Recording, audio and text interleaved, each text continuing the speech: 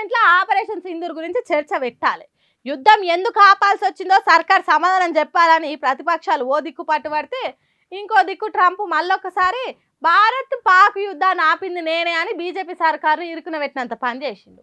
Stopped wars between India and Pakistan, the Democratic Republic of the Congo and Rwanda. That was going on for 30 years. And by the way, Pakistan was probably going to end up in a nuclear war if they kept, they shut down 5 planes in the last attack. And it was back and forth, back and forth, back and forth. And I called them and I said, listen, no more trade. If you do this, you're not going to be good. But they're both powerful nuclear nations. And that would have happened. And who knows where that would have ended up.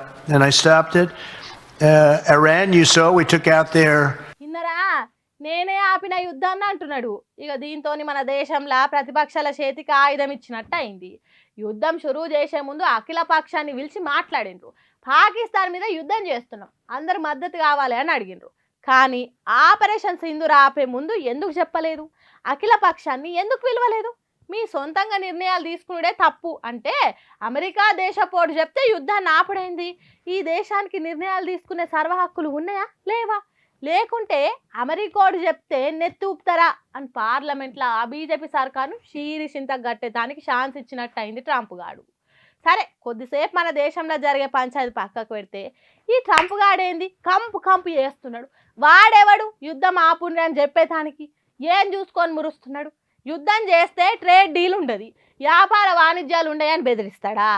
ఇట్లా దేశాలను భయపెట్టి చెప్పినట్టు ఆడేటట్టు వేసుకున్నాడే నవాని గొప్పతనము. దునియాకు ఈ కంపు Trump గాడు తలకాయ నొప్పి తీరైతున్నాడు. సరే, వాని బుద్ధి కొద్దీ బెదిరించిండే అనుకుందాం. మనోళ్ళు ఎందుకు కూకోవాలి? ఒకవేళ అది కాకుంటే ఆ ట్రంప్ గారు నోరు మూపించాలి కదా. ఒక్కసారి 2 సార్లు కాదు, ఇప్పటికీ ఎన్నో సార్లు చెప్పిండు యుద్ధం ఆపింది నేనే అని. మరి ఆ ట్రంప్ గారి మాటలతో రేపు జరగబోయే ఆపరేషన్ సింధూర్ మీద చర్చ ఎంత రచ్చ అవుతుందో ఏమో చూడాలిగా.